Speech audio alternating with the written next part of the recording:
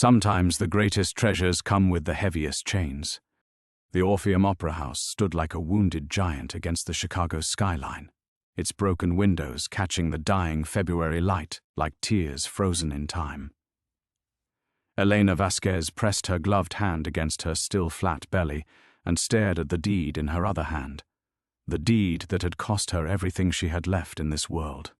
6 weeks ago, she'd been Dr. Elena Vasquez, respected professor of art history at Northwestern University. Today, she was just another pregnant woman without health insurance, facing eviction, clutching the keys to a building that hadn't seen life since Kennedy was president. The real estate agent had warned her about the fire damage, the structural issues, the rumors of why no one had ever successfully renovated the place despite its prime location. What he hadn't mentioned were the secrets hiding in the shadows of the orchestra pit. As Elena's footsteps echoed through the cavernous lobby, past faded velvet seats and a chandelier hanging by threads, she couldn't shake the feeling that she wasn't alone. The beam of her flashlight danced across walls that had once hosted the world's greatest performers, now silent witnesses to whatever tragedy had driven everyone away. Why had this magnificent building remained untouched for 60 years? And what was her grandfather's connection to its mysterious past? Before we jump back in, tell us where you're tuning in from. And if this story touches you, make sure you're subscribed because tomorrow I've saved something extra special for you. The silence in the Orpheum pressed against Elena's eardrums like deep water. She swept her flashlight beam across the lobby's marble floor, noting the way decades of dust had settled into intricate patterns around debris, broken plaster, fragments of gilt molding, and what looked like sheet music scattered like autumn leaves. Her grandfather's voice echoed in her memory. Some buildings remember everything, mija. They hold on to stories long after people forget them. Tomas Morales had filled her childhood with tales of old theaters and grand concert halls, his eyes lighting up whenever he spoke about the golden age of performance venues. It was one of the reasons she'd fallen in love with art history in the first place, the way objects and spaces could preserve human stories across generations. Now, standing in the ruins of his favorite Chicago landmark, Elena wondered if she'd just made the worst decision of her life. The morning sickness hit her in waves, made worse by the musty air and the sweet smell of decay that seemed to seep from the walls themselves. She pressed her back against the ticket booth and fumbled for the crackers in her jacket pocket. 3 positive pregnancy tests, and still it felt surreal. Dr. Martinez had been kind but direct.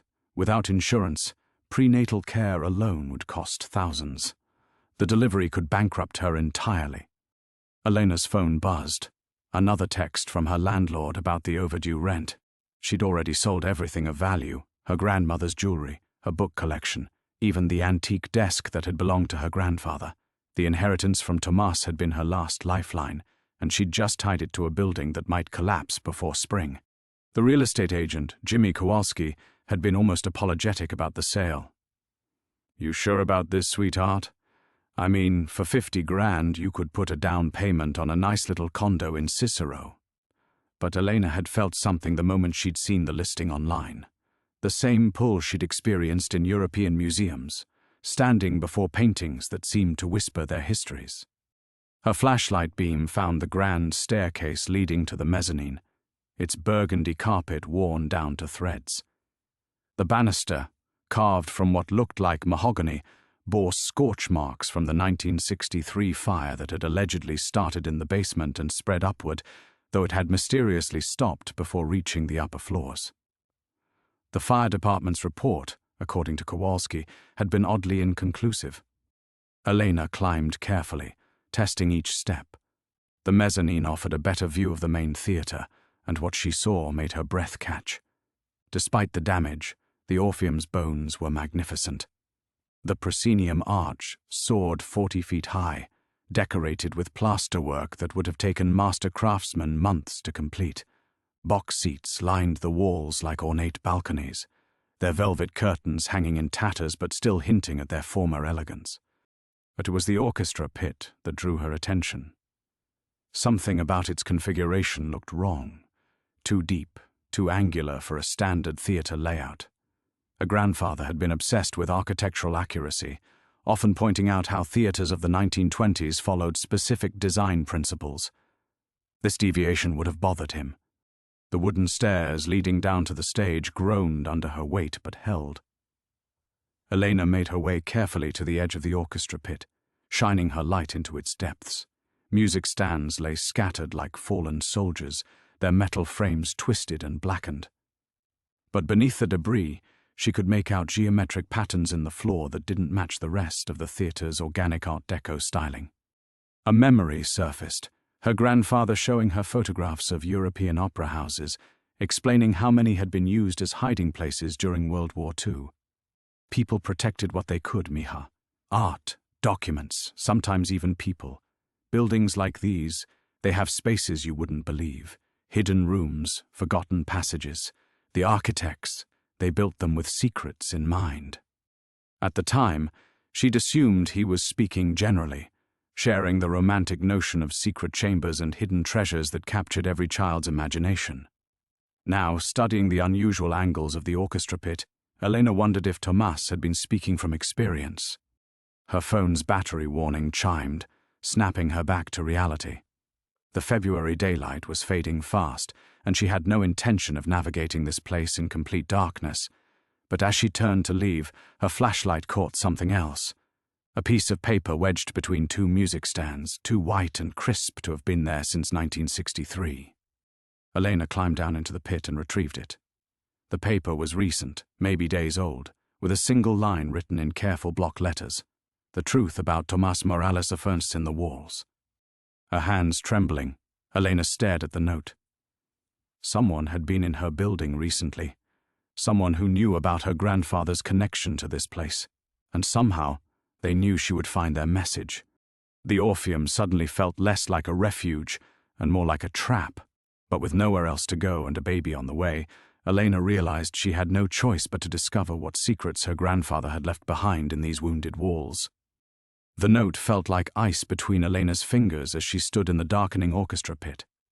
Her flashlight beam wavered, casting dancing shadows across the scattered music stands that suddenly seemed less like abandoned instruments and more like silent witnesses. Someone had been here, someone who knew things about her grandfather that perhaps even she didn't know. The walk back to her apartment took 40 minutes through Chicago's bitter February wind, but Elena barely felt the cold. The note was folded in her jacket pocket, its words burning in her mind with each step. By the time she climbed the 3 flights to her studio apartment, the familiar weight of her ordinary life had settled back onto her shoulders like a heavy coat. The apartment was a study in careful poverty. Elena had arranged her few remaining possessions with the same attention to detail she'd once applied to museum exhibitions. Every item placed deliberately to maximize the illusion of space and comfort. Her grandfather's leather armchair dominated the small living area, its worn brown hide cracked but still holding the faint scent of his pipe tobacco. The morning's pregnancy tests still lay on the kitchen counter like accusatory evidence, pink lines stark against white plastic. Elena made herself a cup of tea with hands that had finally stopped shaking and settled into Tomas's chair. This was her routine now, tea at sunset, sitting in the place where her grandfather had told her stories about art and history and the importance of preserving beautiful things.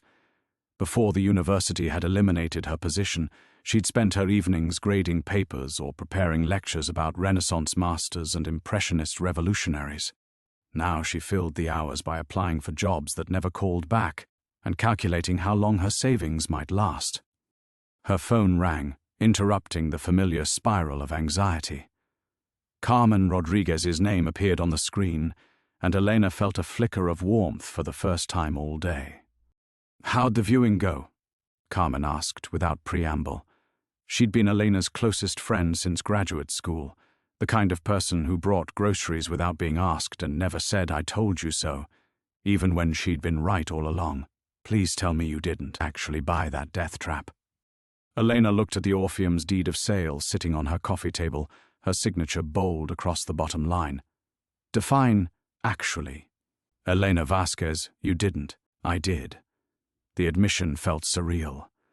It's mine. All 4 stories of potential asbestos and structural damage. Carmen's sigh carried across the phone line like a physical presence. Okay, well, you're officially insane, but since you're stuck with it, what's the plan? Flip it, turn it into condos? Elena fingered the note in her pocket. I'm not sure yet. There might be complications. What kind of complications? How could she explain the geometric patterns in the orchestra pit, her grandfather's mysterious stories, or the message someone had left specifically for her? Historical complications, she said finally. I think Tomas knew more about this place than he ever told me. Your grandfather knew every old building in Chicago. That's not exactly breaking news. But Elena remembered the way Tomas's voice had changed whenever he spoke about the Orpheum specifically, how his usual storytelling cadence had given way to something more careful, more deliberate. She'd attributed it to the tragedy of the fire, the loss of such architectural beauty. Now she wondered if there had been deeper currents running beneath his words. After Carmen hung up, extracting a promise that Elena would at least get the building inspected before attempting any renovations, the apartment felt smaller than usual. Elena walked to her kitchen window and looked out at the street below, where her neighbors were living their ordinary lives. Mrs. Patterson from 2B walked her ancient terrier. The college students next door carried takeout up the front steps. Normal people with normal problems, unaware that Elena Vasquez had just purchased a building with secrets buried in its walls. She pulled out the note again and studied the handwriting. Block letters written with careful precision, not hurried or threatening, but deliberate. Someone had taken time to craft this message, had waited for exactly the right moment to place it where she would find it. But how had they known she would buy the Orpheum? How had they known about her connection to Tomas? Elena's reflection stared back at her from the window, 28 years old, pregnant, unemployed, and now the owner of a mystery she wasn't sure she wanted to solve. Her grandfather had always told her that the past had a way of finding the present, that stories demanded to be told regardless of whether anyone wanted to hear them.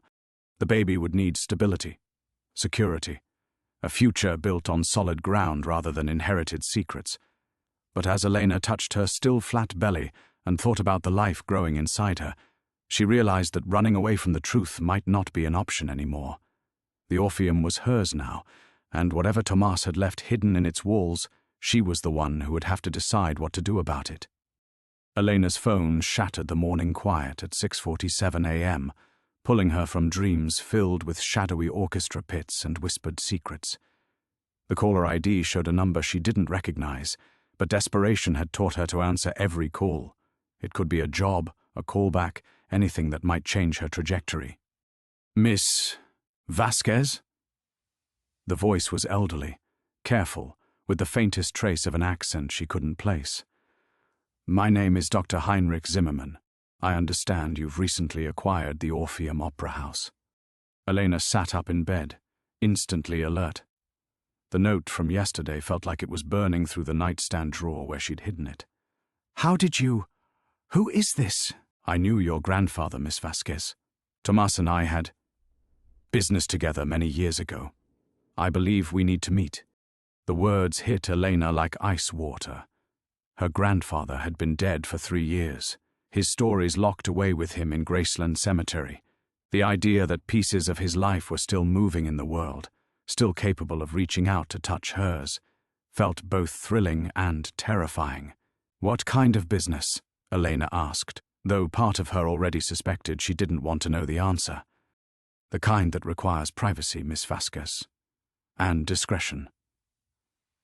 Dr. Zimmermann's voice carried the weight of carefully guarded secrets. There are others who know about your recent purchase, others who may not have your best interests at heart. I suggest we meet today. Elena's hand instinctively moved to her belly, where her child was growing in blissful ignorance of the complications already gathering around its future. I don't understand. What does my grandfather have to do with the Orpheum? Everything, I'm afraid. The pause that followed stretched long enough for Elena to hear her own heartbeat. Miss Vasquez, your grandfather was not entirely forthcoming about his activities during the war years. There are items in that building. items that people have been searching for since 1963. Your ownership of the property has awakened certain interests. The room seemed to tilt around Elena. Tomas had always spoken about World War II in broad strokes, painting himself as a young immigrant who'd worked in defense plants and sent money home to Mexico. His stories had focused on community, on neighbors helping neighbors survive rationing and blackouts. Never had he mentioned anything that would connect him to an abandoned opera house or mysterious items hidden in walls. "What kind of items?" Elena whispered. "The kind that could change your life, Miss Vasquez, or end it, depending on who finds them first." Elena's blood turned to ice. "Are you threatening me?" "On the contrary, I'm trying to protect you. But protection requires knowledge, and knowledge requires trust." Dr. Zimmerman's voice softened slightly. "Your grandfather saved my life once, Miss Vasquez. I would very much like to return the favor by saving yours. And your child's." The casual mention of her pregnancy made Elena's grip tighten on the phone. How could he possibly know? She told no one except Carmen and her doctor. The prenatal appointment had been just yesterday, her first official confirmation from a medical professional. The implications crashed over her like a wave. If this stranger knew about her pregnancy, he'd been watching her closely enough to know her most intimate details. "How do you know about—" Elena began, but Dr. Zimmerman cut her off. "Lincoln Park Zoo, near the penguin exhibit, 11 a.m. Come alone, and bring the note you found in the orchestra pit." The line went dead before Elena could respond. Elena stared at her silent phone, her mind racing. The note she'd hidden away, the geometric patterns in the orchestra pit, her grandfather's carefully worded stories. They were all pieces of something larger, something that had been waiting in the shadows for decades until her purchase of the Orpheum had dragged it into the light. She looked around her tiny apartment, taking inventory of her meager possessions and minimal options. 24 hours ago, her biggest concerns had been morning sickness and overdue rent. Now she was apparently the owner of a building that contained items people might kill for, and her pregnancy made her vulnerable in ways she was only beginning to understand. Elena pulled on her warmest coat and wrapped a scarf around her neck, her movements automatic while her mind churned. Dr. Zimmerman had mentioned others, people who might not have her best interests at heart. The anonymous note writer could be any one of them, or could be someone else entirely, another player in a game whose rules she didn't understand. As she locked her apartment door and headed down the stairs, Elena realized she was standing at a crossroads that would determine not just her future, but her child's. She could ignore Dr. Zimmerman's call, pretend the note had never existed, and try to sell the Orpheum as quickly as possible. Or she could walk into Lincoln Park and discover what her beloved grandfather had really been hiding all these years. The February wind cut through her coat as she stepped onto the sidewalk, and Elena made her choice. The penguin exhibit seemed an absurd place for revelations that might reshape her understanding of everything she'd ever believed about her family. Elena stood at the entrance to Lincoln Park Zoo, watching her breath form crystalline clouds in the bitter morning air, and nearly turned around 3 times. Each step toward the meeting felt like a betrayal of the grandfather who had raised her with stories of courage and sacrifice, who had taught her that art was humanity's greatest achievement because it outlasted the darkness of any single generation. But her bank account held $847. Her rent was 12 days overdue, and the child growing inside her deserved better than a mother too afraid to face difficult truths. Elena found Dr. Zimmerman exactly where he'd promised, a tall, thin man in his 80s wearing an expensive wool coat and leaning heavily on a carved walking stick. His eyes were the palest blue she'd ever seen, almost colorless, and when they fixed on her face, she felt exposed in a way that made her want to run. "Miss Vasquez," he extended a gloved hand. "Thank you for coming. I almost didn't." Elena kept her hands in her pockets, the note pressed between her fingers like a talisman. "I'm still not sure this isn't some kind of elaborate scam." Dr. Zimmerman smiled sadly. "I wish it were. Scams, at least, have simple solutions." He gestured toward the penguin habitat, where the birds moved through their underwater ballet with graceful indifference to the human drama unfolding beyond the glass. "Your grandfather often brought you here when you were small. He told me you particularly loved watching them swim. The casual intimacy of this knowledge hit Elena like a physical blow. You've been watching me that long? Watching over you, Dr. Zimmerman corrected. Tomas made me promise, should anything happen to him, that I would ensure your safety. He always feared this day might come. Elena's chest tightened. What day? The day someone purchased the Orpheum. Dr. Zimmerman's pale eyes never left her face. He never imagined it would be you.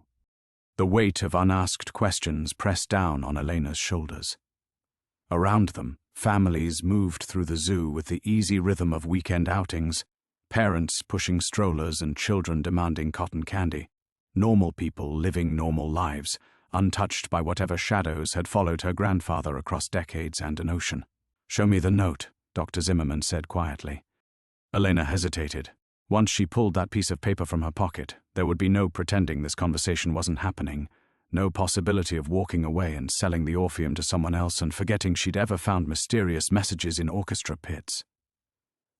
Her child kicked, or what she imagined might be a kick, though her doctor had said it was too early, and Elena made her decision. The note looked smaller in the daylight, its block letters less ominous, but no less mysterious.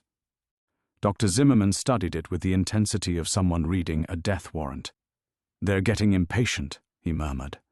I had hoped for more time. Who's getting impatient? Elena's voice came out higher than she intended. And what truth about my grandfather are they talking about? Dr. Zimmerman folded the note carefully and handed it back to her. Your grandfather was a complicated man, Miss Vasquez. The war years required impossible choices from ordinary people. Some of us made decisions we regret. Others made decisions that saved lives, even if those decisions appeared, he paused, choosing his words carefully, morally ambiguous. The carefully neutral phrase sent alarm bells ringing in Elena's mind. Morally ambiguous? How? Tomas helped move certain items to safety during the war. Items that would have been destroyed or lost forever if they had remained in Europe. Dr. Zimmerman's voice took on the careful cadence of someone who had rehearsed this explanation many times. Some of these items were never returned to their original owners. Some could not be returned because their original owners were dead. Elena felt the ground shifting beneath her feet. What kind of items? The kind that museums spend lifetimes trying to acquire. The kind that private collectors pay fortunes to possess. Dr. Zimmerman met her eyes directly. The kind that are hidden behind false walls in abandoned opera houses.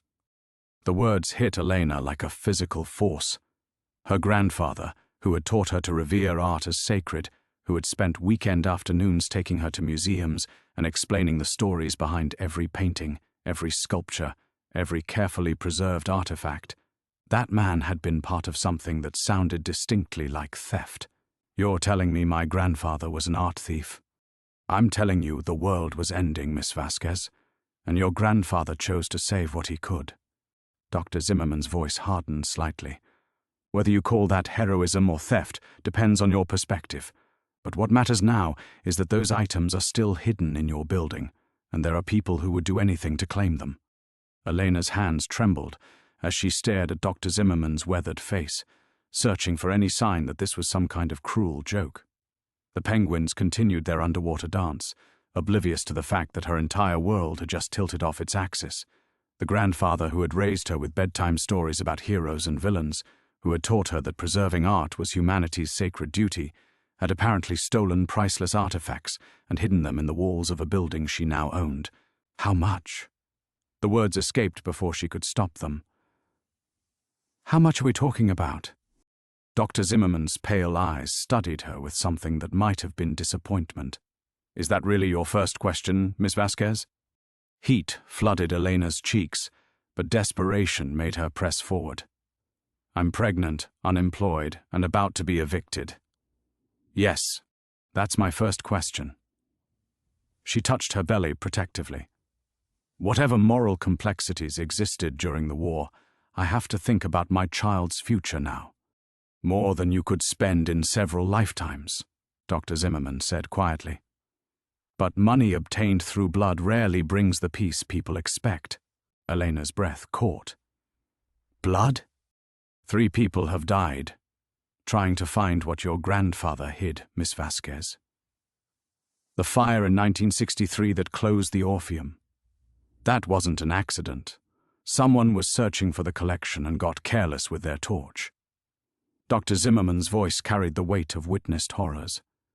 2 more deaths in 1987 when another group attempted to purchase the building through intermediaries. The city pulled it from the market after that, claimed structural issues that were never quite resolved. The morning's breakfast threatened to make a reappearance as Elena processed this information. She'd bought a building where people had died looking for stolen art hidden by her grandfather. Her child would inherit not just financial security, but blood money built on decades of violence and theft. "I can't do this," she whispered, backing away from Dr. Zimmerman and the terrible weight of his revelations. "I'll sell the building, transfer the deed to someone else. Whatever's hidden there, I don't want any part of it. I'm afraid it's too late for that." Dr. Zimmerman's words stopped her retreat. "The moment you signed those papers, you became the legal owner of everything inside those walls.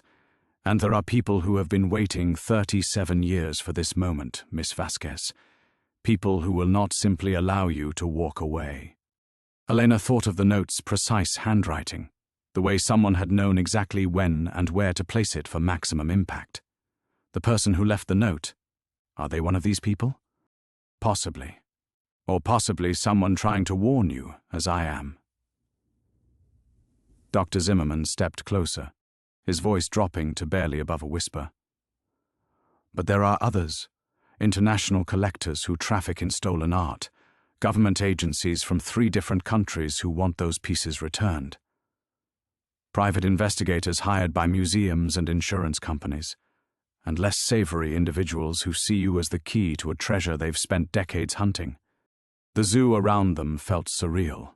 Families enjoying innocent weekends, while Elena learned that her inheritance included being hunted by international criminals. A little girl ran past, chasing a escaped balloon, her laughter bright and carefree, and Elena wondered if her own child would ever know that kind of simple joy. "What exactly did my grandfather tell you about me?" Elena asked. "How long have you been watching my life?" "Tomas spoke of you constantly.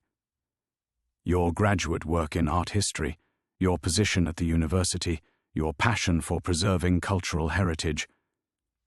Dr. Zimmerman's expression softened slightly. He was so proud and so terrified that his choices during the war might someday touch your life. "But they have touched my life, haven't they?" Elena's voice grew stronger as anger began to override fear. "He left me this impossible situation. He could have dealt with this decades ago, could have returned whatever he stole, could have protected me from having to make these choices." "Yes, he could have," Dr. Zimmerman agreed. "But he also could have let those masterpieces burn in bombed museums, or disappear into private Nazi collections, or be sold off to fund more destruction. The world was ending, Miss Vasquez. Your grandfather made the choice to preserve what he could and worry about the moral implications later."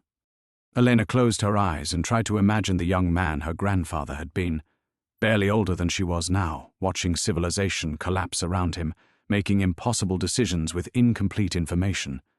When she opened them again, Dr. Zimmerman was watching her with an expression of infinite patience. "I need to see them," she said quietly. "Whatever's hidden in the Orpheum. I can't make any decisions until I know exactly what we're dealing with." Dr. Zimmerman nodded slowly. "Then we go tonight, Miss Vasquez, before the others realize you're ready to cross this threshold." He handed her a card with only a phone number written in the same careful script as the note. "Once we open that vault, there truly will be no going back." Elena stared at the card in her hand, the numbers seeming to blur in the weak afternoon light. The zoo had emptied around them, families retreating to warm cars and Sunday dinners, leaving her alone with Dr. Zimmerman and the weight of decisions that would echo through generations. "Tonight feels too soon," she said, though even as she spoke the words, she knew waiting would only make things worse. "I need time to process this, to understand what I'm getting into. Time is a luxury we don't have." Dr. Zimmerman glanced around the nearly empty pathway, his pale eyes scanning for threats Elena couldn't see. The note you found was a warning, but also a deadline. Others know you've discovered the entrance to the vault. Every hour we delay increases the danger. Elena's phone buzzed. A text from Carmen asking if she was okay, mentioning that a man in an expensive coat had been asking questions about her in the neighborhood. The coincidence felt too sharp to ignore, and Elena showed Dr. Zimmerman the message with trembling fingers. His face darkened. "They're moving faster than I anticipated. Miss Vasquez, you cannot go home tonight. They'll be watching your apartment." The casual certainty with which he spoke of surveillance and danger made Elena's chest tighten. "This is insane. I'm an unemployed professor from Pilsen. I don't know how to handle international art thieves or government agents or whatever these people are. Neither did your grandfather when he was 25, and watching the Nazis systematically loot every museum in occupied Europe." Dr. Zimmerman's voice carried surprising gentleness, but he learned, because the alternative was watching irreplaceable pieces of human heritage disappear forever. A park security guard approached them, politely mentioning that the zoo was closing. As they walked toward the exit, Elena found herself cataloging everything she didn't know: how to authenticate stolen artwork, how to evade surveillance, how to negotiate with criminals, how to protect an unborn child from dangers she couldn't even properly identify. "You mentioned others who might help," Elena said as they reached the parking lot. "People who knew my grandfather, who were part of whatever network he belonged to. Some of us are still alive, yes." Dr. Zimmerman unlocked an immaculate silver Mercedes. "Though the years have taken their toll, there's a woman in Evanston, Sarah Chen, who worked with your grandfather in the early days, and a man named Marcus Webb, who specialized in documentation and provenance research. They've been waiting for this day almost as long as I have." Elena felt a flicker of hope. The idea of facing this alone had been overwhelming, but knowing there were others who understood the complexity of the situation made it seem marginally less impossible. Can we trust them? Trust is relative in this business, Miss Vasquez. But they knew your grandfather, and they've kept his secrets for 40 years. That suggests a certain reliability. Dr. Zimmerman started the engine, warm air beginning to dispel the February chill. "However, I must warn you, not everyone who claims to be helping you will have your best interests at heart. The art world attracts people who see beauty as a commodity to be owned rather than preserved." As they drove through Chicago's Sunday quiet streets, Elena tried to reconcile this new reality with everything she thought she knew about her life. The grandfather who had taught her to see museums as sacred spaces had apparently filled those spaces with stolen treasures. The professor who had built her career on ethical preservation of cultural artifacts now owned a cache of potentially looted masterpieces. "There will be tests," Dr. Zimmerman said, as if reading her thoughts. "People will try to determine what you know, what you're willing to do, whether you can be trusted or eliminated. Some will approach you as buyers, others as law enforcement, others as fellow academics interested in collaboration." Elena's hands instinctively moved to her belly. "And my baby? What happens to my child if I can't pass these tests? Your grandfather asked me the same question about you many years ago." Dr. Zimmerman's voice carried the weight of old promises. "I told him then what I'll tell you now. We do whatever it takes to protect the next generation from paying for the previous generation's choices." They pulled up outside Elena's apartment building, and she could see Dr. Zimmerman scanning the windows, the parked cars, the shadow doorways. The paranoia that would apparently now define her life was already becoming second nature to him. "Sarah Chen will contact you tomorrow," he said, handing her another card. "She'll begin teaching you what you need to know about authentication and provenance. Marcus will help you understand the legal implications of your position. But remember, until we open that vault tonight, we're all working with incomplete information." Elena stepped out of the warm car into the brutal Chicago wind, feeling exposed and vulnerable on the sidewalk she'd walked safely for 3 years. Somewhere in the building, behind her, people might be waiting and watching. Somewhere in the Orpheum, masterpieces worth more than she could imagine were hidden behind walls, waiting to either save her future or destroy it completely. Elena stood on the frozen sidewalk, watching Dr. Zimmerman's Mercedes disappear into the gray Chicago afternoon, its taillights swallowed by the gathering dusk. The wind cut through her coat like a blade, but she couldn't make herself move toward the building's entrance. Every window seemed to hold potential watchers, every parked car a possible threat. The ordinary world she'd inhabited just hours ago, where her biggest concerns were unpaid bills and morning sickness, felt like something she'd read about in a book. Her phone buzzed again.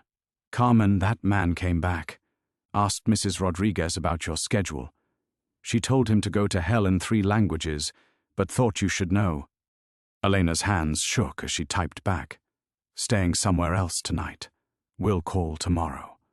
She couldn't risk involving Carmen in whatever dangerous game she'd inherited, couldn't bear the thought of her friend becoming collateral damage in her grandfather's decades-old choices. The apartment building's lobby felt different now, too bright, too exposed. Elena forced herself to walk normally to the elevator, but her skin crawled with the sensation of being observed. On the 3rd floor, she paused outside her door, listening for any sound that didn't belong. The hallway was silent except for the familiar hum of fluorescent lights and Mrs. Chen's television murmuring behind thin walls. Inside her apartment, Elena moved quickly through the rooms, seeing everything with new eyes. The small framed photographs of her grandfather suddenly felt like evidence of deception. His warm smile in the graduation picture, was that the face of a man carrying 40 years of guilt? The books he'd given her about art history, had they been chosen to prepare her for this moment or to mock her ignorance? She packed a bag with hands that wouldn't stop trembling, throwing in clothes and toiletries without really seeing them. The pregnancy vitamins her doctor had prescribed sat on the bathroom counter, their cheerful yellow bottle a reminder of the future she was supposed to be planning. Normal women worried about nursery colors and baby names. Elena was apparently destined to worry about international art thieves and blood money. The cards Dr. Zimmerman had given her lay on her kitchen table like tarot cards promising uncertain futures. Sarah Chen, the woman who would teach her about authentication, Marcus Webb, legal implications, and somewhere in the Orpheum, a vault full of stolen masterpieces that people had killed for, would kill for again. Elena called the number Dr. Zimmerman had provided, her voice steadier than she expected when he answered. "I can't go home after tonight, can I?" "Probably not for some time," he said gently. "Sarah has prepared a place for you, somewhere safe while you learn what you need to know. And if I can't learn, if I'm not strong enough or smart enough for whatever this requires." The pause stretched long enough that Elena wondered if the connection had failed. "Your grandfather asked me the same question when the Soviets were closing in on our operation in Berlin. I told him then what I'm telling you now. Strength isn't about never being afraid. It's about moving forward despite the fear." After she hung up, Elena stood in her small kitchen, trying to memorize the details of a life she might never return to. The coffee mug Carmen had given her for her birthday, the small succulent struggling on the windowsill, the stack of bills she'd been too overwhelmed to open. These ordinary objects felt precious now, symbols of the simple existence she was about to sacrifice. At 7 o'clock, her phone rang. A woman's voice, crisp with the faint traces of an accent Elena couldn't place. "Miss Vasquez, this is Sarah Chen. Dr. Zimmerman said you're ready to begin your education." I don't know if ready is the right word. Sarah's laugh held surprising warmth. "None of us were ready, dear. But the art doesn't wait for our convenience. I'm outside. Grey Honda Civic. Dr. Zimmerman thought it best if you weren't seen leaving with him again." Elena grabbed her bag and the cards, taking one last look at the apartment that had sheltered her through graduate school, her brief career, and the first terrifying weeks of pregnancy. Whatever happened next, she would not be the same person who returned to these rooms, if she returned at all. The stairwell felt endless, each floor a step deeper into a world she didn't understand. By the time she reached the lobby, Elena could see her breath in small puffs, though she wasn't sure if that was from the cold or from fear. Through the glass doors, a modest sedan waited at the curb, engine running. Sarah Chen was perhaps 60, with silver-streaked hair pulled back severely and eyes that missed nothing. As Elena slid into the passenger seat, Sarah handed her a thermos of tea and said quietly, "The next few hours will change everything you thought you knew about your family, about yourself, about what's possible in this world. Are you certain you want to continue?" Elena thought of her grandfather's young face in wartime photographs, of the child growing inside her who deserved better than poverty, of the masterpieces waiting in the darkness of the Orpheum. "Yes," she said, surprised by her own conviction. "I'm ready." Sarah pulled away from the curb with deliberate calm, but Elena noticed how her eyes constantly checked the rearview mirror, how she took several unnecessary turns through residential streets before heading toward the highway. The tea was chamomile with honey, safe for pregnancy, a consideration that felt both thoughtful and ominous. These people knew everything about her life. "The Orpheum isn't just a building, Elena," Sarah said as they merged into sparse Sunday evening traffic. "It's a mausoleum. Your grandfather chose it specifically because of its history, because the city was already afraid of it. The fire in 1963 wasn't the first tragedy there. A chorus girl fell from the catwalk in 1955. A patron died of a heart attack during opening night in 1952. The building has always carried an aura of misfortune." Elena's stomach clenched, whether from pregnancy, nausea, or mounting dread. "You're saying he deliberately hid stolen art in a cursed building?" "I'm saying he understood that superstition can be more effective than locks and guards." Sarah's voice held grudging admiration. Who would thoroughly search a place where people died looking for treasure? The stories themselves became protection. They drove in silence for several minutes, the city giving way to industrial districts where abandoned warehouses stood like tombstones against the winter sky. Elena found herself cataloguing everything she should have questioned earlier. How easily she'd been able to purchase the Orpheum, how quickly the paperwork had processed, how the seller hadn't asked a single question about her plans for the property. "It was all arranged, wasn't it?" she said suddenly. "The sale. Someone made sure I would be able to buy it when I was desperate enough." Sarah's hands tightened on the steering wheel. "Your grandfather spent 40 years preparing for this moment. He knew that eventually you would face a crisis that would make his inheritance seem like salvation rather than burden. The timing wasn't coincidence." The manipulation should have made Elena angry, but instead she felt a crushing weight of inevitability.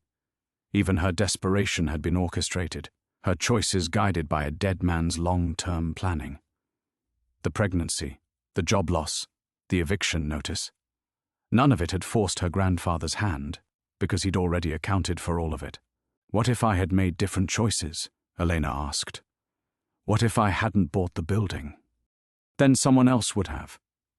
The city was under pressure to sell, and there were other buyers waiting. Sarah's tone suggested these weren't hypothetical scenarios. But those buyers wouldn't have been Tomas's granddaughter. They wouldn't have cared about preserving anything except their own profits. They pulled into an empty parking lot behind a defunct strip mall, where Dr. Zimmerman's Mercedes waited alongside a black SUV Elena didn't recognize. The sight of the third vehicle sent ice through her veins, another player in a game whose rules she didn't understand.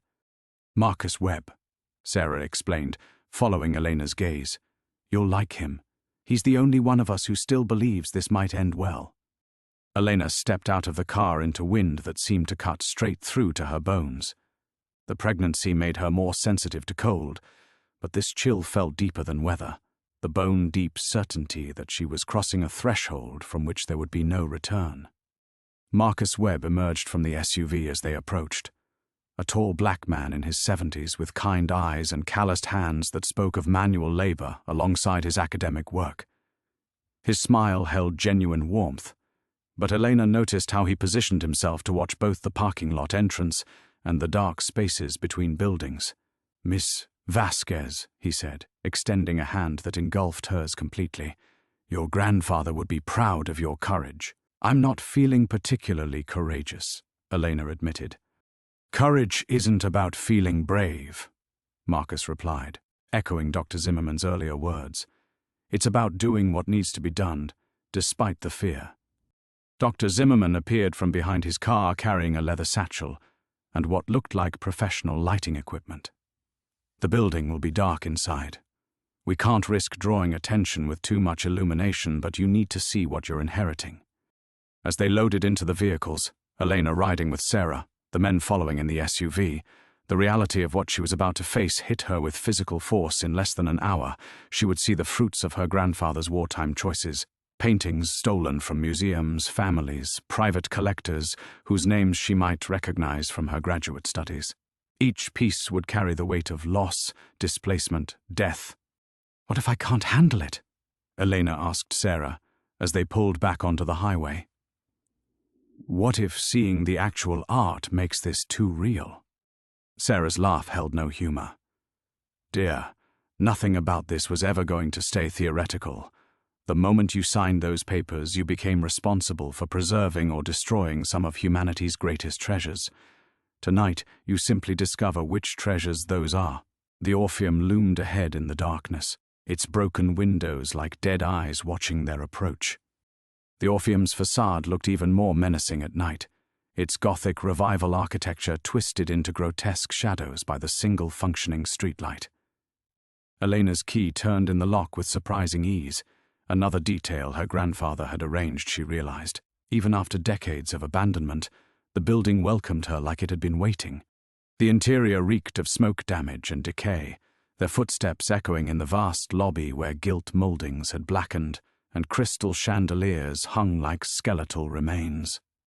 Dr. Zimmerman's portable lights carved harsh circles of illumination from the darkness, revealing water-stained murals and collapsed sections of ornate plasterwork. "The vault is beneath the orchestra pit," Sarah said, her voice unnaturally loud in the cavernous space. "Your grandfather had it constructed during the building's renovation in 1964, ostensibly as storage for musical instruments."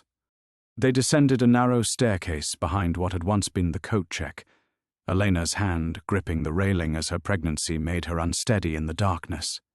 The basement stretched endlessly, a maze of dressing rooms and storage areas that their lights barely penetrated. Each doorway they passed seemed to exhale decades of trapped air, thick with the ghosts of performances that would never happen again.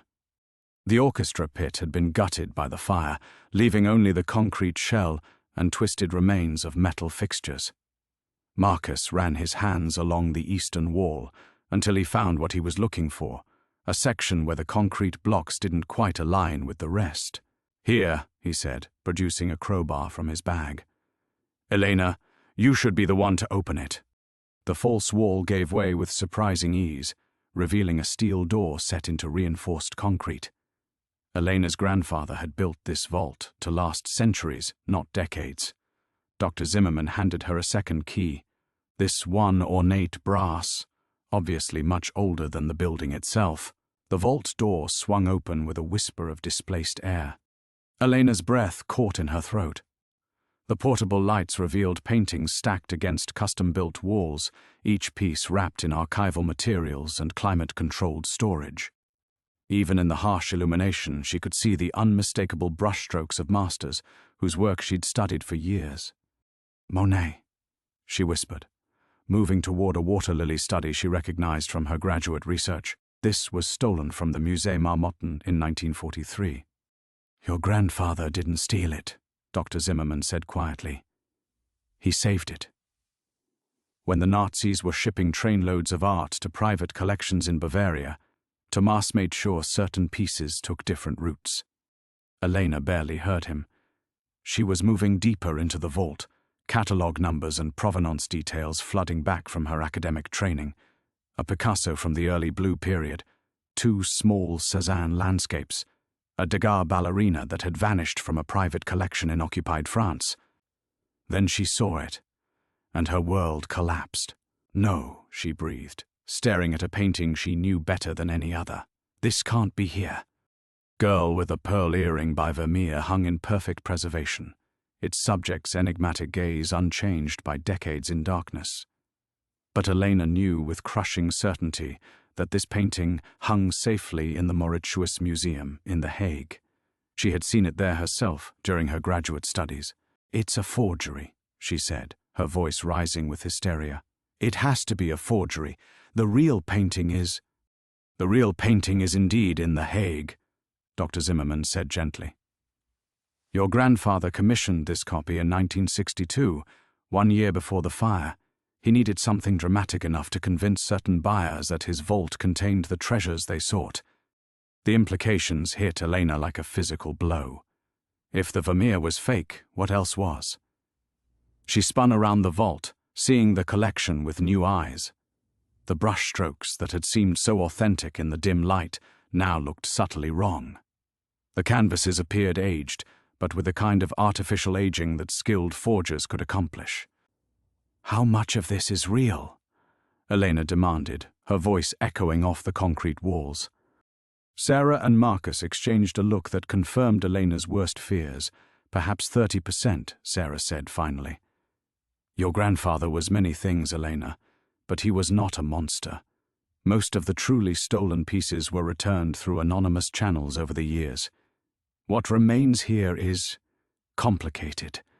Elena's legs gave out and she sank onto a wooden crate, her hands shaking uncontrollably. You're telling me I bankrupted myself to buy a building full of worthless forgeries? Not worthless, Dr. Zimmerman said. The forgeries themselves are masterworks in their own right, worth perhaps 10 to 20 million collectively. But Elena... His voice carried a note of dread that made her stomach clench. That's not why we needed to open this vault tonight. Marcus had moved to the back of the chamber, where he was examining something Elena couldn't see. When he turned around, his face was grey with fear. The real collection isn't here, he said. Someone's been here before us, recently. The documents, the authentic pieces, the records of what your grandfather actually preserved. It's all gone. Elena stared at the empty wall, where mounting hardware showed the ghosts of missing paintings. 40 years of secrets, billions in stolen art. Her grandfather's entire legacy. Vanished. All that remained were beautiful lies and the crushing weight of an inheritance that had just transformed from salvation into ruin. Elena stared at the empty mounting brackets until her eyes burned, willing the vanished paintings to materialize from the concrete walls.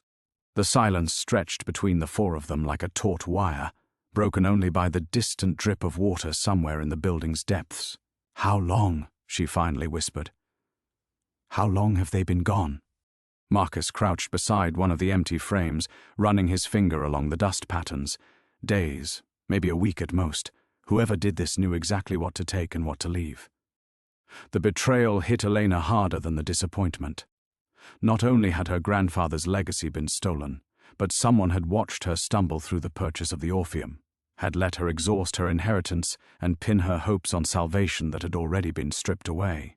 Someone had known she would be here tonight, desperate and pregnant and clinging to the promise of financial security that no longer existed. Who else knew about this place? She demanded, turning on Dr. Zimmerman with sudden fury. You said you were protecting his secrets. You said... We were, Dr. Zimmerman interrupted, but his voice carried a tremor Elena had never heard before. For 40 years, only the four of us knew the vault's location. Tomas, myself, Sarah, and Marcus. That's why... He stopped, his face going ashen in the harsh light. That's why we needed to open it together, to prove to ourselves what we already suspected.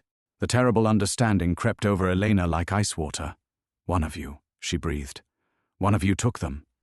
Sarah stepped forward, her composure finally cracking. Elena, you have to understand. We've all been under tremendous pressure. There are people, organizations who've been hunting for this collection since the war ended. The kind of people who don't ask politely or offer fair prices. Are you saying someone was threatened? Elena's voice rose to near hysteria. That one of you sold out my grandfather's legacy to save yourselves?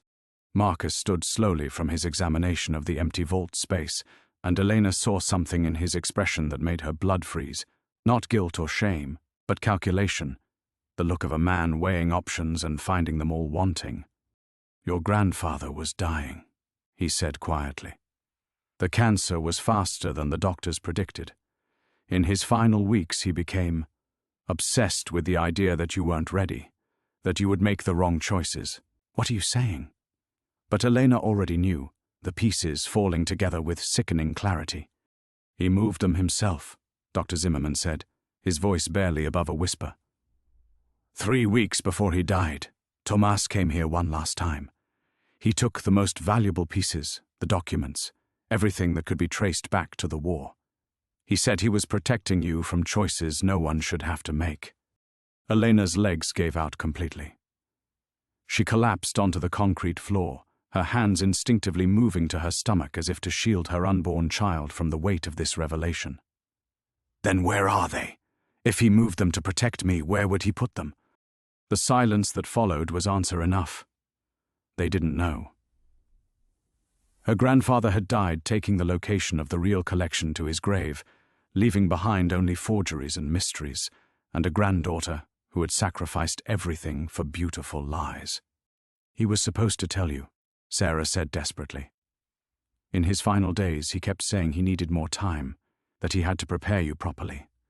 But the morphine, the pain, I don't think he ever found the right moment.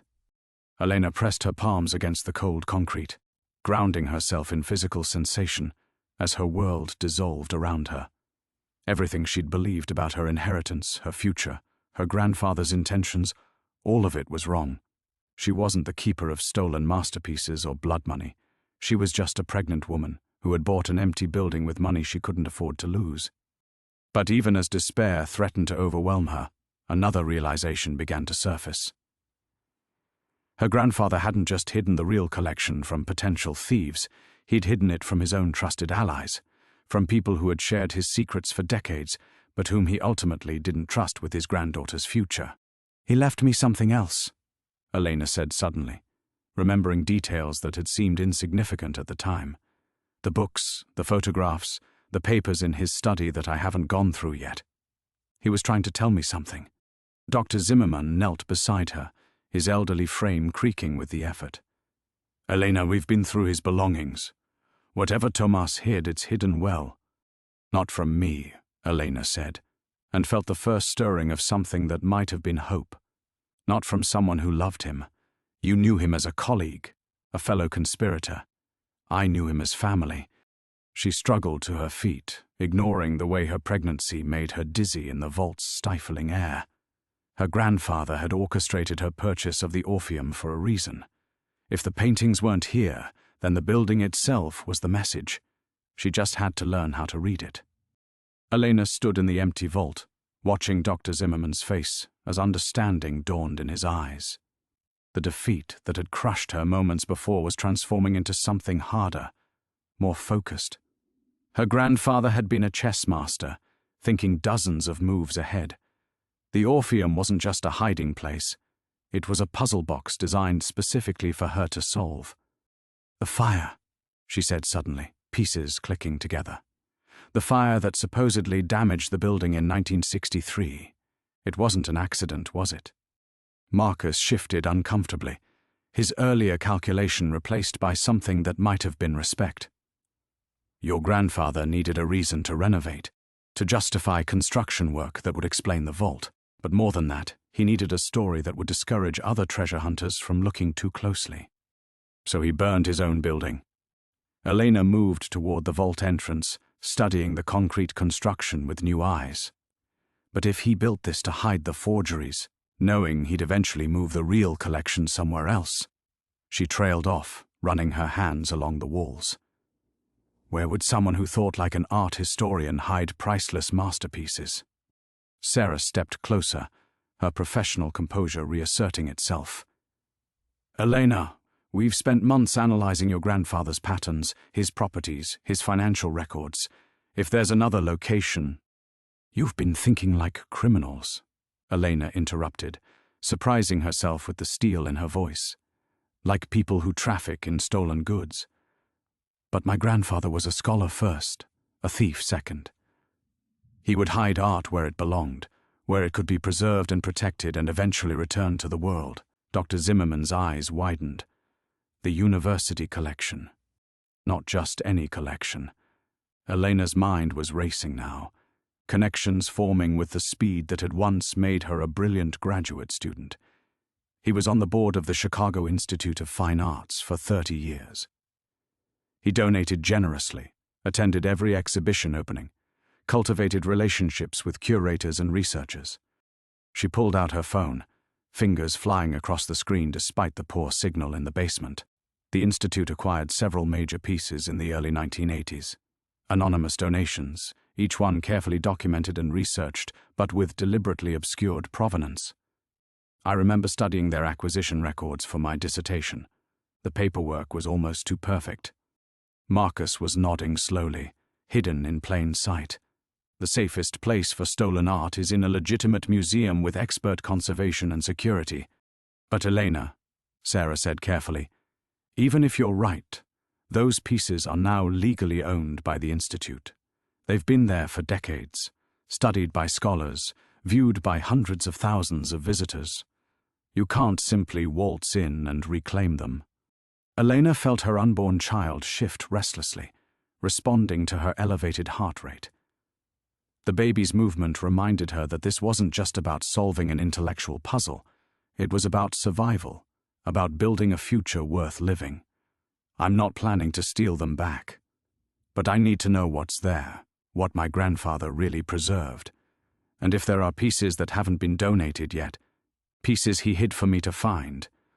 She was moving now, heading for the vault exit with purpose that surprised even herself. The study. His personal papers. You said you went through them, but you were looking for obvious clues. Safe combinations, property deeds, bank account numbers. You weren't looking for academic references, research notes, the kind of breadcrumbs a professor would leave for another scholar to follow. The basement felt less oppressive as they climbed back toward the Opera House lobby, Elena's determination driving back the claustrophobic weight of 40 years' worth of secrets. Behind her, she could hear the three elderly conspirators exchanging glances, recalibrating their assumptions about Tomas Vasquez's inexperienced granddaughter. "There's something else," Elena said as they reached the main floor, her voice echoing in the damaged auditorium. "The timing of the building sale, my job loss, even my pregnancy. You said my grandfather planned for this. But what if he wasn't just manipulating my circumstances? What he was preparing me?" She turned to face them in the circle of Dr. Zimmerman's portable lights, and for the first time since discovering the empty vault, Elena felt truly powerful. "I'm an art historian. I understand provenance research, museum acquisition procedures, the legal frameworks around stolen cultural property.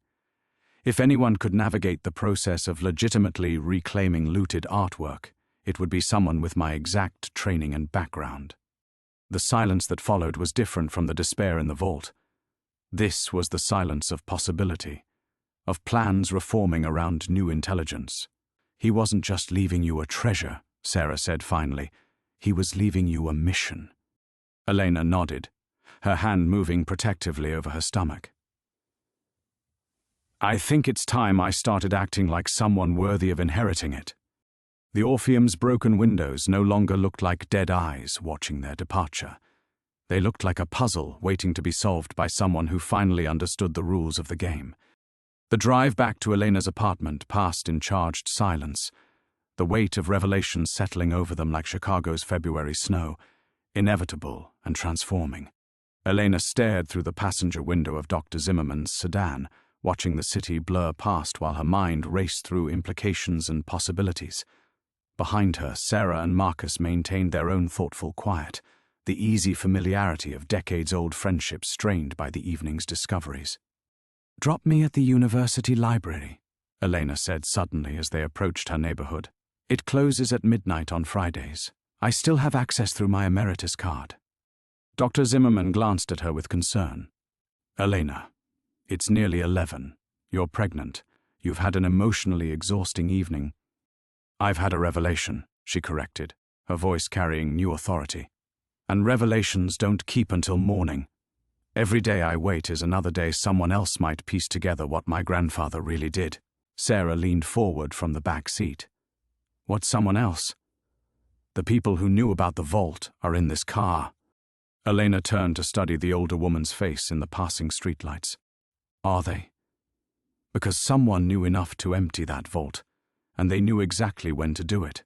They watched me buy the Orpheum, watched me exhaust my inheritance, and they let me walk into that basement tonight, knowing I'd find nothing but expensive forgeries. The car's interior grew cold despite the heater's steady whisper. Marcus cleared his throat uncomfortably. "You think we're being watched?" "I think my grandfather spent 40 years playing a chess game with opponents I don't even know exist yet." Elena's hand moved to her stomach, feeling the flutter of movement that reminded her the stakes were higher than academic puzzles. "But I also think he left me the tools to win." Dr. Zimmerman pulled up outside the university's imposing Gothic library, its limestone facade glowing under security lights. "What exactly are you hoping to find?" Elena gathered her purse and the small notebook she'd been carrying since discovering the inheritance, pages now filled with questions and connections. Proof, documentation, the kind of meticulous records my grandfather would have kept about every piece he saved or moved or donated.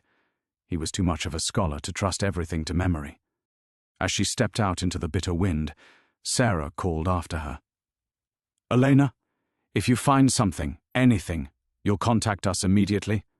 The question carried undertones Elena didn't like, a possessiveness that made her skin crawl. These people had been her grandfather's allies, but they'd also kept enormous secrets from her. They'd watched her struggle financially while knowing she might be the heir to stolen masterpieces. Their loyalty was to the past, not to her future. "I'll be in touch," Elena said carefully. Not quite a promise. The library's night security guard recognized her from her graduate student days and waved her through with barely a glance at her credentials. The building's interior was tomb quiet, most study areas dark, except for emergency lighting that cast long shadows between the towering stacks. Elena made her way to the art history research section, where microfilm readers and digitized archive terminals offered access to decades of acquisition records and provenance databases. She started with the Chicago Institute of Fine Arts, pulling up their collection database and filtering for acquisitions between 1980 and 1985. 43 pieces acquired during those 5 years, ranging from minor works by known artists to 3 pieces significant enough to warrant individual press releases. Anonymous donations, every one, with provenance documentation that was thorough enough to satisfy legal requirements, but vague enough to avoid uncomfortable questions. Elena pulled up the detailed records for each piece, cross-referencing against her grandfather's known interests and specialties. A 16th-century religious triptych that matched his published research on Northern European iconography. 2 impressionist landscapes from artists whose work he'd lectured on extensively. A Roman marble fragment that corresponded to archaeological sites he'd visited during his military service. The pattern was unmistakable. Her grandfather had been systematically legitimizing stolen artwork by donating it to institutions where it would be properly preserved and made available to scholars and the public. Not theft, but repatriation disguised as philanthropy. Her phone buzzed with a text from Dr. Zimmerman. "Elena, please reconsider rushing into this alone. There are dangers you don't understand." She stared at the message, feeling the weight of threat beneath his apparent concern. These people had protected her grandfather's secrets for decades, but they'd also been complicit in keeping stolen art hidden from its rightful owners. If Elena succeeded in tracing and legitimizing the collection, it would mean exposing their own roles in the conspiracy. Elena deleted the message without responding and pulled up a new database. This one tracking stolen artwork still missing from European museums. Her grandfather hadn't just been hiding treasures, he'd been working to return them. And if she was right about his methods, there might be pieces still waiting to complete that journey. Pieces he'd hidden specifically for her to find and return, continuing his work of redemption across generations. Elena's fingers trembled as she cross-referenced the stolen art database with acquisition records from institutions across the Midwest. Each match sent a jolt through her system. Her grandfather hadn't just donated to Chicago. Milwaukee, Detroit, Cleveland, a carefully orchestrated network of repatriations spanning decades, each piece placed where it would be valued, protected, and eventually traced back to its rightful owners. But the pattern revealed something else. Something that made her blood run cold. The donations had stopped abruptly in 2019. 3 years ago, just when her grandfather's cancer diagnosis became terminal. and according to the database of missing artwork, 12 pieces from the same provenance chain, artwork stolen from the same Jewish families during the Nazi occupation of France, remained unaccounted for. Her phone buzzed again. This time it was Sarah. Building security just reported unusual activity at the Orpheum. "You need to come back now." Elena stared at the message, her scholar's mind calculating probabilities against her survival instincts. Someone had been watching the opera house, waiting for her to leave. Someone who knew about the vault, about the collection, about timing that seemed too coincidental to be random. She screenshot the database records and emailed them to herself, then pulled up the university's digital archive of faculty papers. Her grandfather had donated his academic materials years ago, lecture notes, research files, correspondence dating back to the 1960s. She'd never bothered to examine them before, assuming they were dry academic documents with no personal relevance. Now she searched with desperate efficiency, looking for references to the 12 missing pieces. Her grandfather's filing system was meticulous, cross-referenced by period, provenance, and geographic origin. The files from 1980 to 1985 were thick with correspondence, letters to museum curators, authentication requests, careful documentation of donation procedures. But buried in a folder labeled Ongoing Research Projects was something different, detailed photographs and condition reports for artwork that had never appeared in any museum's collection. 12 pieces, each photographed with the same careful attention to detail that characterized legitimate acquisitions, each bearing small condition tags in her grandfather's precise handwriting. The final piece, a Degas pastel of a ballerina that made Elena's breath catch in her throat, bore a tag with tomorrow's date and a single word, ready. Her phone rang, the sharp sound echoing through the empty library like a gunshot. Dr. Zimmerman's name appeared on the screen, but Elena's instincts screamed not to answer. These people had been her grandfather's allies, but that didn't make them hers. They'd spent the evening testing her, evaluating whether she could be trusted with secrets they'd guarded for decades. Now someone was at the opera house, and they wanted her back there immediately. Instead of answering, Elena photographed every page in the research file, then accessed her grandfather's personal papers, materials she'd inherited but never properly examined. Bank records showed regular payments to a climate-controlled storage facility on Chicago's North Side, the same facility that had received payments every month for the past 40 years, including automatic withdrawals that had continued even after his death. Elena's heart hammered against her ribs as understanding crystallized. Her grandfather hadn't moved the collection to protect her from difficult choices. He'd moved it to prepare for this moment, when she would be desperate enough to take risks, educated enough to understand the implications, and isolated enough to act without interference from well-meaning conspirators who might prioritize their own safety over justice. The 12 pieces weren't just hidden artwork. They were a test. Her phone buzzed with another text, this one from an unknown number, the storage unit on Ashland Avenue.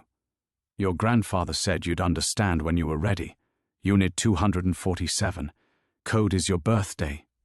Elena stared at the message, every instinct she possessed warring between terror and anticipation.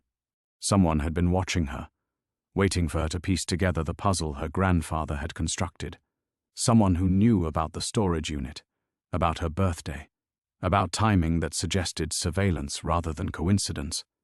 But as she sat in the library's cathedral silence, surrounded by the accumulated knowledge of centuries, Elena realized that fear was a luxury she could no longer afford. Her grandfather had spent 40 years preparing for this moment, when his granddaughter would face the same choice that had defined his life: hide the truth to protect herself, or risk everything to complete the work of redemption he'd begun. She gathered her materials and headed for the exit, knowing that whatever waited at the storage facility would determine not just her financial future, but the kind of person she would become. The kind of mother she would be to a child who deserved to inherit truth rather than beautiful lies. The night security guard nodded as she passed, unaware that he was witnessing the moment when Elena Vasquez stopped being a victim of circumstances and became the architect of her own dangerous destiny. The storage facility on Ashland Avenue loomed against the midnight sky like a fortress of secrets, its rows of identical metal doors stretching into shadows that seemed to swallow Elena's flashlight beam. Unit 247 sat in the facility's heart, accessed through a maze of corridors that felt deliberately designed to disorient visitors. Elena's fingers shook as she entered her birthday into the electronic lock, each beep echoing like a countdown to revelation. The door rolled upward with mechanical precision, revealing a climate-controlled space that looked more like a private museum than a storage unit. Professional lighting flickered to life automatically, illuminating 12 masterpieces mounted on gallery-quality walls. The missing pieces from her grandfather's research files hung before her in perfect condition: a Degas ballerina, 2 Monet water lilies, a Picasso sketch that made her breath catch in recognition. But Elena wasn't alone. Dr. Zimmerman stepped from the shadows behind the largest canvas, his elderly frame somehow menacing in the artificial light. Behind him emerged Sarah and Marcus, their faces wearing expressions Elena had never seen before, cold calculation replacing the warm concern they'd shown at the opera house. "Your grandfather was right about your intelligence," Dr. Zimmerman said, his voice carrying none of its earlier kindness. "But he overestimated your wisdom." Elena's hand moved instinctively to her stomach, protecting the life growing inside her. "You've been watching me. All of this. The job loss, the eviction notice, even finding out about the inheritance. You orchestrated everything." Sarah moved to block the storage unit's exit, her grandmother's demeanor replaced by something predatory. "Thomas spent decades preparing you for this moment, teaching you art history, ensuring you'd have the skills to legitimize the collection. He just didn't anticipate that you might choose justice over survival." "The paintings in the vault," Elena said, understanding flooding through her like ice water. "You replaced them with forgeries because you knew I'd eventually search the opera house.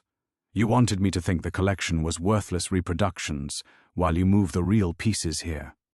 Marcus stepped closer, and Elena noticed for the first time how his hands bore the calluses of someone accustomed to handling heavy objects.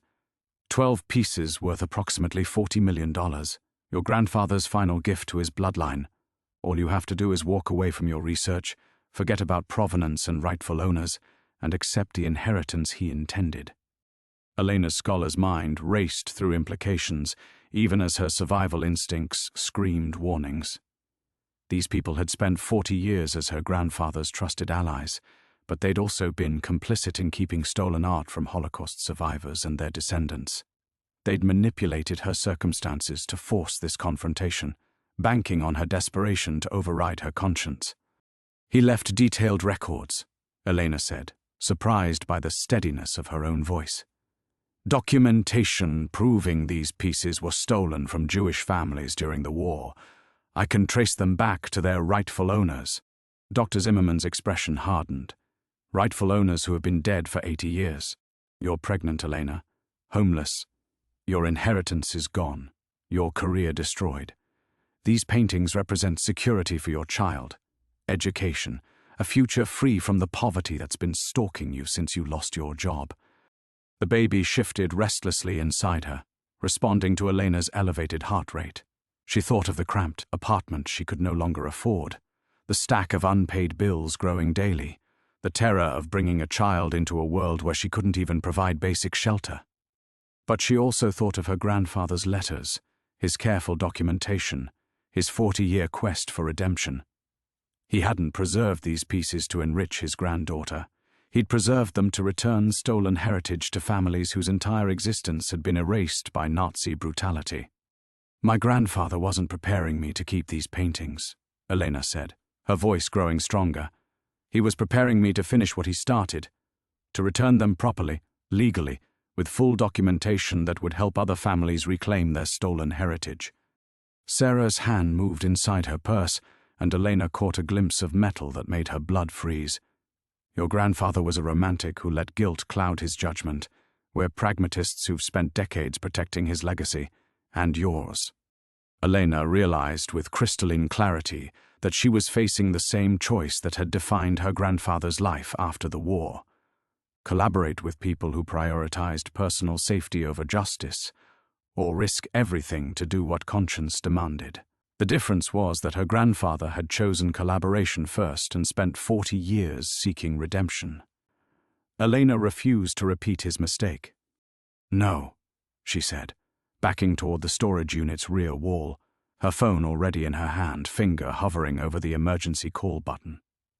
"I won't let my child inherit wealth built on others' suffering." The confrontation she'd been avoiding since discovering the vault had finally arrived, and Elena Vasquez discovered she was stronger than fear. Sarah's hand emerged from her purse, gripping a compact pistol, its black metal surface reflecting the gallery, lighting like a malevolent star. "Your grandfather understood that idealism is a luxury the desperate can't afford. We hoped pregnancy might have taught you the same lesson." Elena's thumb pressed the emergency call button as she spoke, keeping her voice level despite the terror coursing through her veins. "The police are already on their way. I sent them everything: the storage facility address, the unit number, documentation proving these pieces belong to Holocaust survivors." Dr. Zimmerman's face contorted with something between rage and disappointment. "You foolish girl. Do you have any idea what you've destroyed? 40 years of careful work, legitimate donations that helped museums across the country, careers built on preserving these masterpieces properly rather than letting them rot in legal limbo. Legal limbo where they might actually reach the families they were stolen from." Elena shot back, her scholar's mind still functioning despite her body's fight-or-flight response. "My grandfather documented everything. The Rosenberg family's Monet, the Klein family's Degas. He identified the original owners. He wanted justice, not legitimized theft." Marcus moved closer, his bulk blocking Elena's view of the exit. "Justice for dead people versus a future for your living child. Your grandfather spent his final years consumed by guilt over choices he made during wartime. Don't make the same mistake." Elena felt the baby's movement inside her, a flutter of life that strengthened rather than weakened her resolve. "My child deserves better than wealth built on others' suffering. My grandfather spent 40 years trying to teach me that, and I finally understand." The distant wail of sirens began echoing through the storage facility's corridors, growing louder with each passing second. Sarah's grip tightened on the weapon, her face calculating distances and timing with predatory precision. "The paintings leave with us tonight," she said flatly. "You can come willingly and accept your inheritance, or you can stay here and explain to police why you're claiming ownership of stolen artwork without proper provenance documentation." Elena's mind raced through the implications. These people had spent decades perfecting their methods, building legitimate cover stories, creating paper trails that would make her look like either a deluded treasure hunter or a would-be thief herself. They could disappear the artwork into private collections or foreign markets, erasing the last chance for true restitution. But her grandfather had prepared for this possibility too. "Unit 248, Elena said quietly, watching recognition dawn on Dr. Zimmerman's face. He rented the adjoining unit. Complete documentation for every piece, including recorded testimonies from the original owner's surviving relatives. Video evidence of you discussing the sales and transfers, insurance records, bank accounts, everything needed to prove the conspiracy. The sirens were close now, multiple vehicles converging on the facility. Sarah's weapon wavered as she realized the trap's true dimensions. Elena's grandfather hadn't just been seeking redemption. He'd been building an unassailable case against the people who'd helped him hide stolen art, even allies who believed they were preserving history. "Tomas promised us immunity," Marcus said desperately. "Promised our cooperation would be protected if the truth ever emerged." Elena shook her head, understanding flooding through her with crystal clarity. "He promised you exactly what you deserved. The choice to do the right thing willingly, or face consequences for prioritizing profit over justice." Dr. Zimmerman lowered his hands in defeat, the weight of decades crushing his shoulders.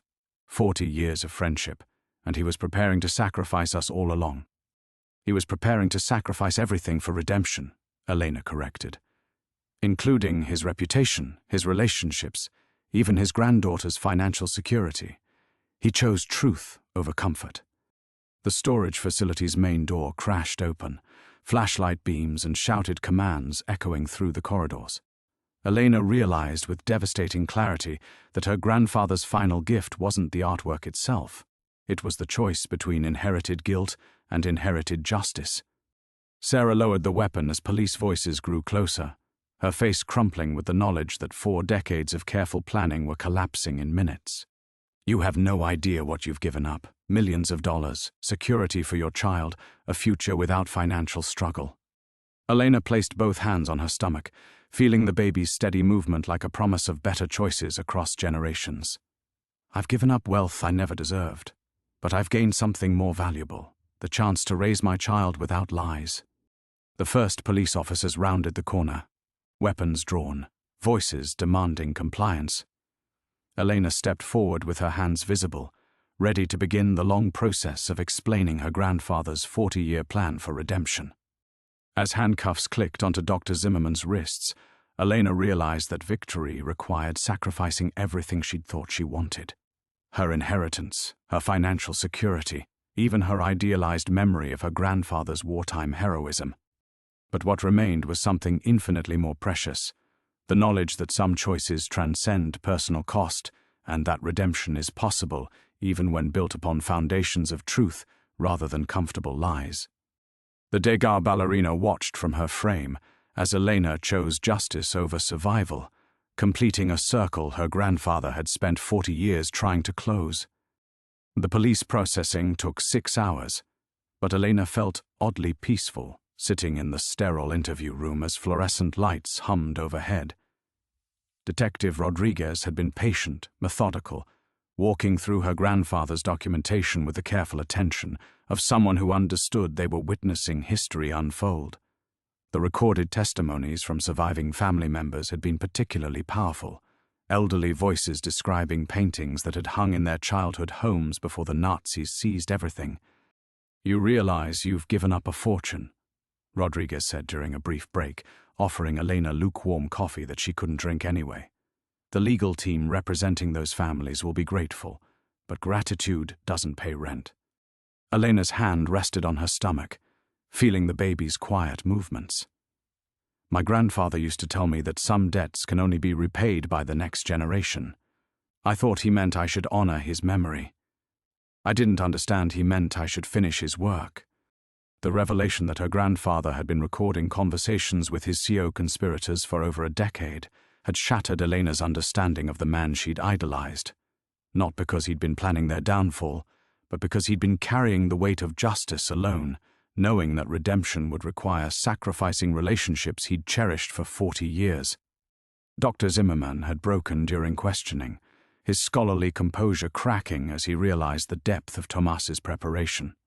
The storage unit contained terabytes of evidence, financial records, authentication documents, even video footage of meetings where they'd discussed moving pieces to private collectors rather than returning them to legitimate heirs.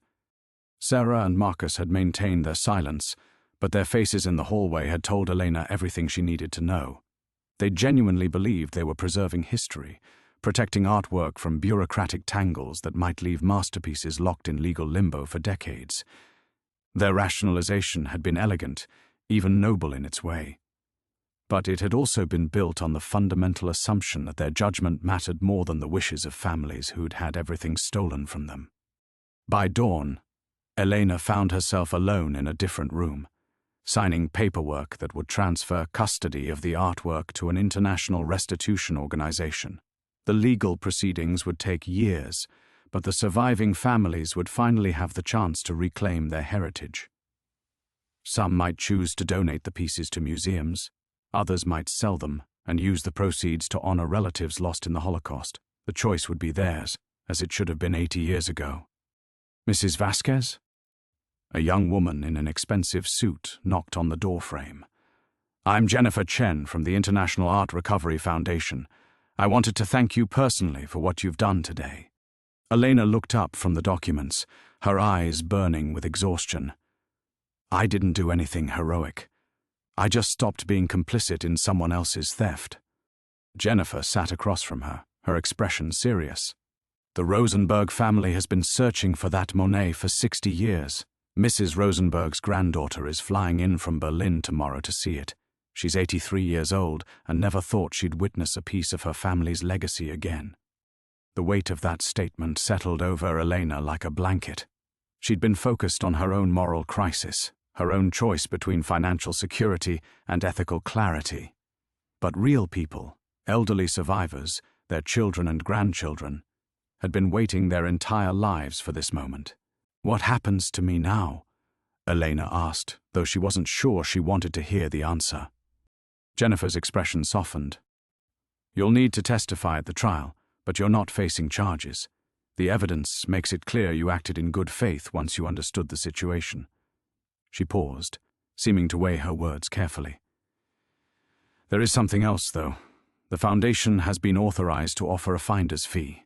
It's standard practice when significant collections are recovered through civilian cooperation." Elena shook her head before Jennifer could name an amount. "I don't want payment for returning things that never belonged to my family." "I understand the sentiment," Jennifer said gently. "But the fee exists specifically because doing the right thing shouldn't require financial martyrdom. You're pregnant, unemployed, and about to lose your housing. The families whose artwork you've returned specifically requested that you be compensated for your courage." Elena felt tears threatening for the first time since entering the storage facility. The idea that Holocaust survivors would insist on helping her felt overwhelming, a generosity she hadn't expected and wasn't sure she deserved. Through the interview room's small window, Elena could see morning sunlight painting Chicago's skyline in shades of gold. Somewhere in the city, families were learning that pieces of their stolen heritage were finally coming home. Somewhere else, her child was growing inside her, inheriting a world where justice had proven stronger than profit. Her grandfather's 40-year journey toward redemption was finally complete. Elena's own journey was just beginning, but she was no longer afraid of the choices that lay ahead. The return. Elena stood outside the Orpheum Opera House 3 weeks later, her key trembling in the February wind. The building looked different somehow, less imposing, more like what it actually was, a beautiful ruin waiting for resurrection. The finder's fee from the Art Recovery Foundation wouldn't make her wealthy, but it would cover rent for the next year and basic necessities for the baby. More importantly, it had come with an unexpected offer. The heavy doors opened with their familiar groan, but Elena no longer felt the weight of hidden secrets pressing down from the shadows. Sunlight streamed through gaps in the boarded windows, illuminating dust motes that danced like spirits finally set free. Her footsteps echoed differently now, not with the hollow ring of abandonment, but with the solid sound of purpose. She made her way to the orchestra pit, where everything had started. The false wall had been removed entirely during the FBI's investigation, leaving behind an empty space that somehow felt larger than when it had contained stolen masterpieces. Elena placed her hand on the exposed brick, thinking about the grandfather she thought she'd known versus the complex man she was still learning to understand. "Elena?" She turned to find Maria Santos emerging from the main aisle, carrying a briefcase and wearing the kind of smile that suggested good news.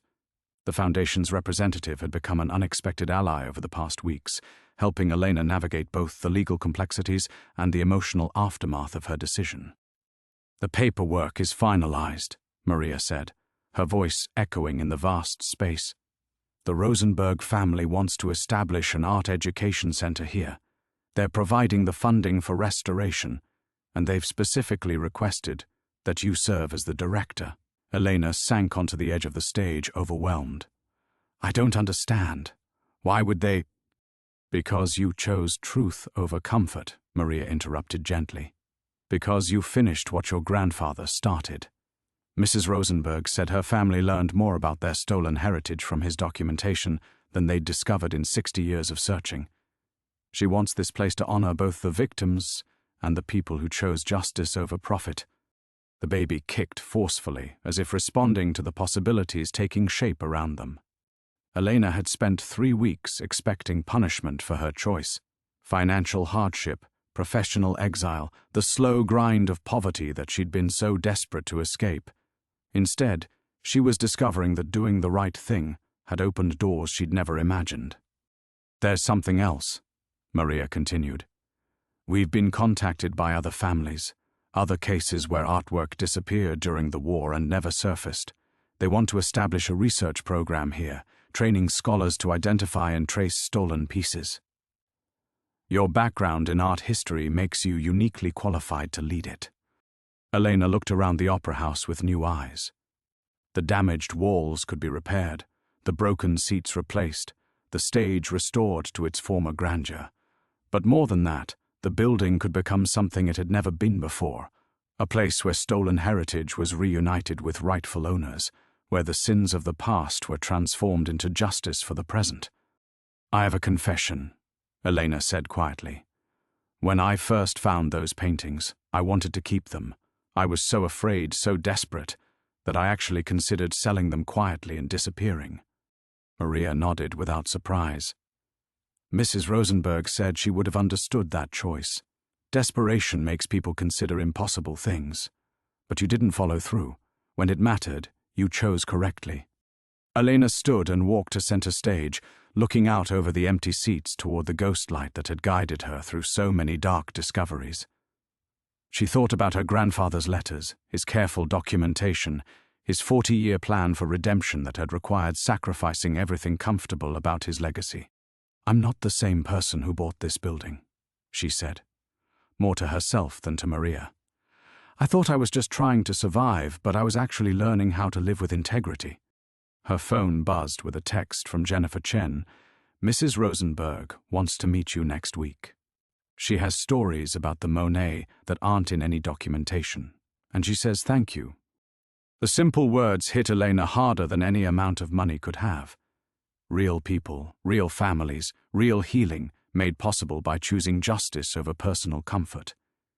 Her child would grow up hearing these stories, understanding that some inheritance was worth more than wealth, the knowledge that when faced with moral crisis, their mother had chosen correctly. As Elena walked toward the exit, she paused at the spot where she'd first discovered the hidden vault. The empty space no longer felt like loss but like possibility, room for something better to grow. Her grandfather's redemption was complete, but the work of justice would continue. Outside, Chicago's winter sun painted the opera house's facade in gold, and Elena realized she was no longer the desperate woman who had bought this building with her last inheritance. She was someone new entirely, a mother, a guardian of truth, and the curator of her own family's redemption, the new beginning. 6 months later, Elena stood in the renovated lobby of the Orpheum Opera House, watching sunlight stream through restored stained glass windows that cast rainbow patterns across marble floors she'd helped polish by hand.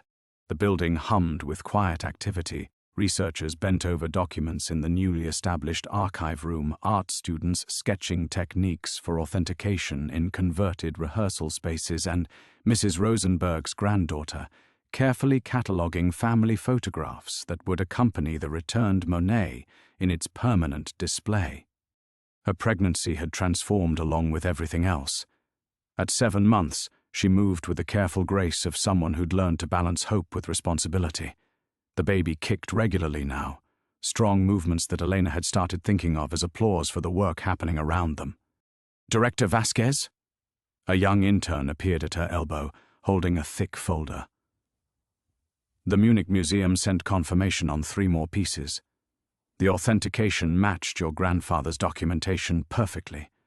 Elena accepted the folder with steady hands, no longer surprised by her grandfather's meticulous record-keeping.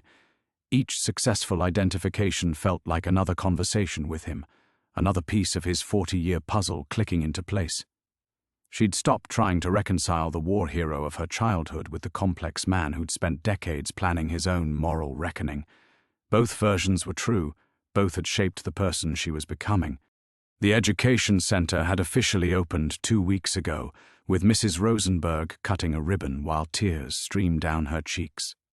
"My mother always said the paintings would come home when justice was stronger than fear," the elderly woman had whispered to Elena.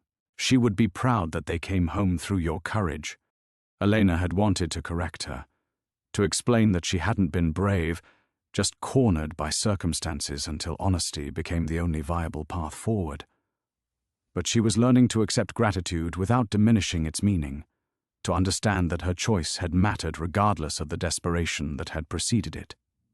Now she walked through spaces that had once felt haunted by secrets, watching graduate students debate provenance methodology and Holocaust survivors share stories with rapt audiences. The Opera House's acoustics remained perfect. Voices carried clearly from every corner, creating an atmosphere of shared discovery that would have made the building's original designers proud. Dr. Zimmerman had been sentenced to community service and professional censure, his reputation destroyed, but his freedom preserved in recognition of his cooperation. Sarah and Marcus faced stiffer penalties, their art dealership closed permanently, their client lists scrutinized for other questionable pieces. Elena felt no satisfaction in their downfall, only the quiet relief of knowing the cycle had finally ended. Elena Maria Santos emerged from the archive room, carrying a small wrapped package. "This came addressed to you personally. The return address is Berlin." Elena opened the package carefully, revealing a small watercolor painting of a young girl feeding pigeons in what looked like a pre-war city square. The accompanying letter was written in careful English. "Dear Mrs. Vasquez, my grandmother was 10 years old when your grandfather helped save our family's art collection. She hid this painting in her coat pocket during the evacuation, the only piece she managed to keep. She wanted you to have it, not as payment or obligation, but as thanks from one mother to another. She said children should inherit beauty, not guilt. With gratitude, Anna Weber." Elena sank into a nearby chair, overwhelmed by the gesture's simple generosity. The painting was small and clearly amateur, worth nothing monetarily but priceless in its representation of childhood preserved, despite unimaginable loss. She placed it carefully on her rounded belly, imagining her daughter's future hands touching the same canvas that had comforted a frightened girl 80 years ago. The baby responded with vigorous movement, as if recognizing the weight of inherited responsibility and inherited grace. Elena had spent months worried about what kind of world she was bringing a child into, what kind of family legacy she could offer. Now she understood that legacy wasn't fixed. Each generation could choose which parts of the past to honor, which parts to transform, and which parts to heal. As evening approached, Elena made her final rounds through the building, checking locks and turning off lights in spaces that would welcome new visitors tomorrow. The empty vault behind the orchestra pit had been converted into a meditation room, a quiet space where people could sit with the weight of history and the possibility of justice. She paused there, as she did every day, thinking about choices and consequences, about the grandfather she was still learning to understand, and about the daughter who would grow up knowing that redemption was possible even when built on foundations of difficult truth. Outside, Chicago's summer sunset painted the Opera House's facade in gold, and Elena realized she was exactly who she was meant to be, a mother, a guardian of justice, and the curator of inherited hope. The work would continue, but for tonight, it was enough to know that some inheritances were worth more than wealth, and that choosing correctly, even when afraid, could transform everything.